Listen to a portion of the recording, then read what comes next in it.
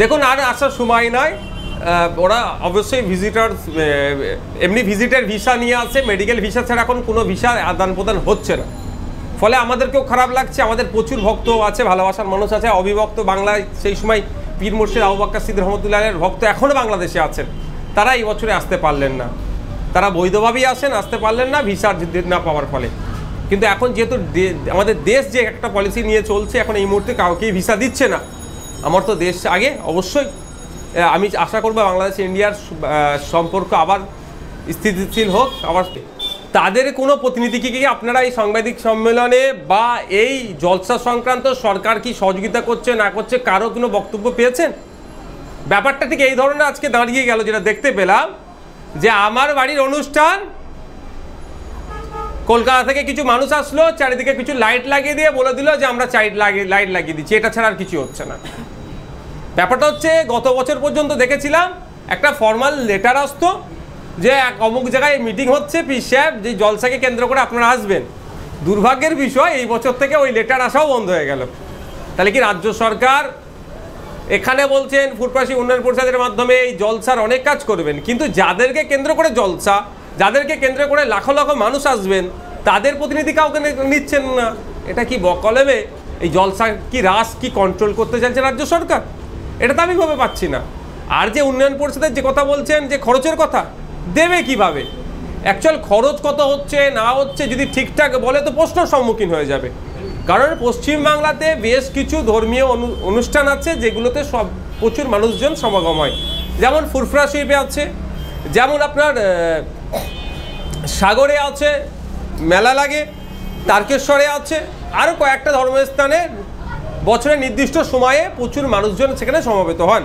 বিভিন্ন ক্ষেত্রে সরকারের কি ভূমিকা নিচ্ছে, কোনো জায়গায় এয়ার অ্যাম্বুলেন্স রাখলেও কোনো জায়গায় অ্যাম্বুলেন্স ঠিকঠাক পরিষেবা পায় না, কোনো জায়গায় এক্সট্রা ট্রেনের ব্যবস্থা কেন্দ্র সরকার করলেও রাজ্য এবার সেক্ষেত্রে আবার কোনো জায়গার ক্ষেত্রে নিয়মিত ট্রেনগুলোও চলে না। এই বিস্তর ফারাক থাকছে। সেই জন্যই হয়তো কত টাকা খরচ করছে এক্স্যাক্ট সেই ফিগারটা না বলা থেকে এড়িয়ে গেলেন উনি। বলছিলাম এই ফুরফুরা শরীফের দরবারে তো বাংলাদেশ থেকেও বিভিন্ন আমাদের ভক্তরা আসে, তো এবছর বাংলাদেশের পরিস্থিতি একটু অন্যরকম। কেন্দ্র এবং রাজ্য সরকারের এই বিষয়টা একটু দেখা উচিত যাতে আসতে পারে। দেখুন আর আসার সময় নয়, ওরা অবশ্যই ভিজিটার এমনি ভিজিটার ভিসা নিয়ে আসে, মেডিকেল ভিসা ছাড়া এখন কোনো ভিসা আদান প্রদান হচ্ছে না। ফলে আমাদেরকেও খারাপ লাগছে, আমাদের প্রচুর ভক্ত আছে, ভালোবাসার মানুষ আছে, অবিভক্ত বাংলায় সেই সময় পীর মুর্শিদ আবু বকর সিদ্দিক রহমতুল্লাহের ভক্ত এখনও বাংলাদেশে আছেন, তারা এই বছরে আসতে পারলেন না। তারা বৈধভাবেই আসেন, আসতে পারলেন না ভিসার না পাওয়ার ফলে। কিন্তু এখন যেহেতু আমাদের দেশ যে একটা পলিসি নিয়ে চলছে, এখন এই মুহূর্তে কাউকেই ভিসা দিচ্ছে না।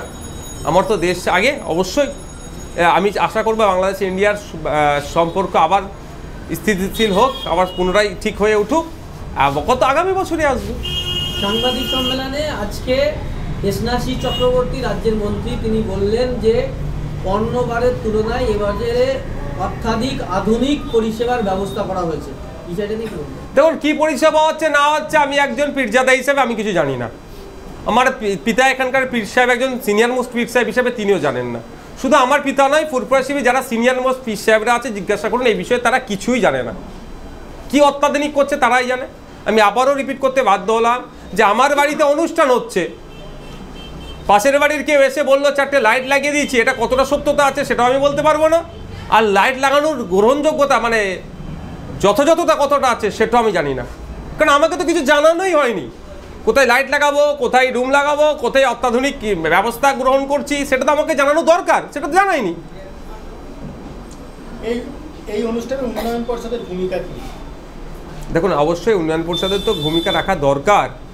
উন্নয়ন পরিষদের সাথে সাথে এই অনুষ্ঠানটা যাদেরকে কেন্দ্র করেছে, পীর সাহেবদেরকে কেন্দ্র করে লাখো মানুষ আসছেন, তাদেরও প্রতিনিধি থেকে একটা বসে একটা সুন্দরভাবে চক আউট করা দরকার যে এই জায়গা থেকে মানুষ আসছেন, এখান থেকে ডিসপ্যাচ হয়, এই জায়গায় আমাদেরকে এই করতে হবে, যেটা গত বছর পর্যন্ত একটা ফর্মাল লেটার অবধি আসছিল, এই বছরে ওই লেটারটাও দেয়নি।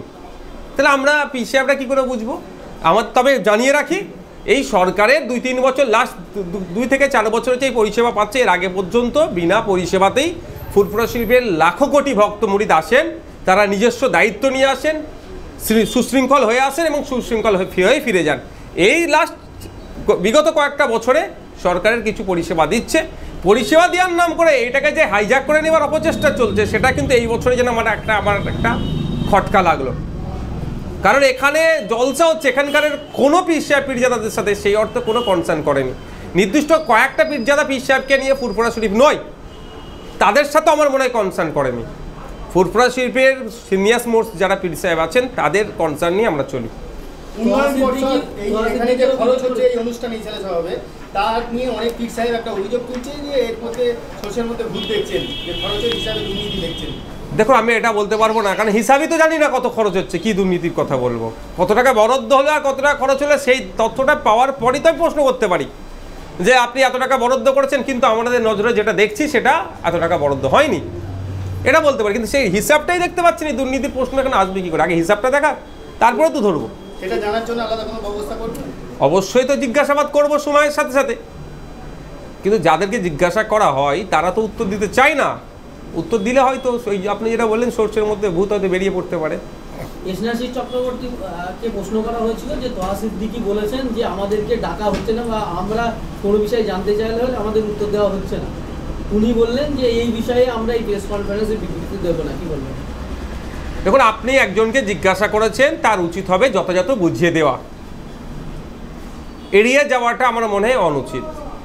উনি এড়িয়ে গেলেন কেন? নিশ্চিতভাবে ওনার কাছে কোনো উত্তর নেই। শুধু তোহা সিদ্দিকীর এটা প্রশ্ন নয়, এটা ফুরফুরা শরীফের ইচ অ্যান্ড এভরি পীর সাহেব পীরজাদার প্রশ্ন যে এই বছরে যে প্রোগ্রাম নিয়েছে রাজ্য সরকার, সেই কি পদক্ষেপ গ্রহণ করছে সেই বিষয়ে কোনো পীর সাহেব পীরজাদাকে জানানো হয়নি কেন?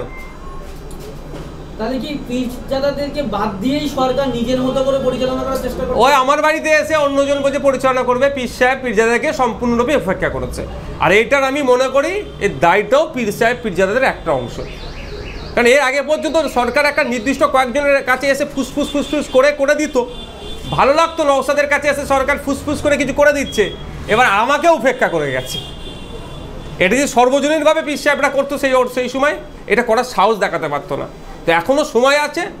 ফুরফুরার পীর সাহেব পীরজাদাদের উদ্দেশ্যে আমার বার্তা মিডিয়ার মাধ্যমে আমি তো বলেছি যে ফুরফুরা শরীফের এই ইউনিটিটা হওয়া দরকার, যে সরকার এখানে একটা যদি লাইট লাগায় সেটা পীর সাহেবদের সমস্ত পীর সাহেবদের সাথে আলোচনা করে লাগাতে হবে।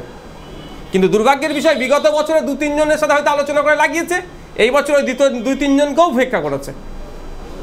তোহা সিদ্দিকী যে কথা বলেছেন এটা বিস্ফোরক দাবি করেছেন, মিথ্যাবাদী বলেছেন শ্রেয়াশী চক্রবর্তীকে, এবং বলেছেন যে টাকা এসছে সেই টাকার হিসাব দিতে পারছে না কেন গড়মিল আছে। স্বয়ং তোহা সিদ্দিকী এই কথা বলছেন, এবং তার সাথে সাথে আরেকটা কথা যুক্ত করেছেন, এরপরেও 2026-এ তৃণমূলে জিতবে, কি বলবেন? দেখুন, আমি এখানে রাজনীতির কথা বলবো না। এখানে একটা ফুরফুরা শরীফের একটা তীর্থভূমি, সর্বধর্মের মানুষ আসে, সেই বিষয়টাকে সামনে রেখে আপনারা কোশ্চেন করছেন। 2023-এ কে জিতবে কে হারবে যখন রাজনৈতিক মঞ্চে থাকবে অবশ্যই বলবো। সে পরিবেশটাও যদি রাজনীতি থাকতো, এখানে রাজনীতির পরিবেশ নয়, ওই প্রসঙ্গে আমি যাচ্ছি না। কিন্তু একটা কথা, যে এই যে টাকা আসছে, খেয়ে নিয়েছে, হিসাব দিতে পারেনি, কত টাকা আসছে আমরা তো জানতে পারছি না। বিং পীরজাদা হিসাবে আমি বলতে পারি যে কত টাকা আসছে জানতেই পারছি না। এমএলএ হিসাবে আপনি যদি আমাকে জিজ্ঞাসা করেন, আমি বিধানসভাতে প্রয়োজনে আমি যে এটা হচ্ছে নগর উন্নয়ন দপ্তরের এবং পৌর বিষয়ক দপ্তরের মধ্যে পড়ছে উন্নয়ন পরিষদ, তাকে আমি জিজ্ঞাসা করতে পারি যে কত টাকা আসছে বলুন তো, এবং কত খরচ হয়েছে সেটা জিজ্ঞাসা করতে পারি। তোহা সিদ্দিকী একাধিক বিষয়ে শ্রেয়াশী চক্রবর্তীর বিরুদ্ধে ক্ষোভ উগড়ে দিয়েছেন, এবং তিনি বলেছেন রাজ্যের মন্ত্রী ববি হাকিম ও মুখ্যমন্ত্রী মমতা ব্যানার্জিকে এই বিষয়ে জানাবেন, কি বলবেন? জানাতে পারে, অবশ্যই তার লেভেল আছে, তিনি জানাতে পারেন, গভর্নরকে জানাতে পারেন। ক্যাগের রিপোর্ট যখন হবে এই বিষয়টা সেখানে থাকবে, সেখান থেকে উনি জানতে পারেন। কারণ ক্যাগের রিপোর্টে তো এই টাকাটা তুলতে হবে না। গঙ্গাসাগর মেলায় যে টাকাটা খরচ করে সেটাও ক্যাগের রিপোর্টে আসবে। ফুরফুরা শরীফ উন্নয়ন পরিষদের মাধ্যমে ফুরফুরা শরীফের ঐতিহাসিক 21-22-23-এ ফাল্গুনের যে টাকাটা খরচ হচ্ছে সেটাও ক্যাগের রিপোর্টে থাকবে, স্বাভাবিক ব্যাপার, জানতে পারেন তিনি। তা না কেউ কি মুখ্যমন্ত্রী আর ফিরহাদ হাকিম সাহেব উত্তর দেবেন, এই প্রশ্নটা আমার থেকে গেল।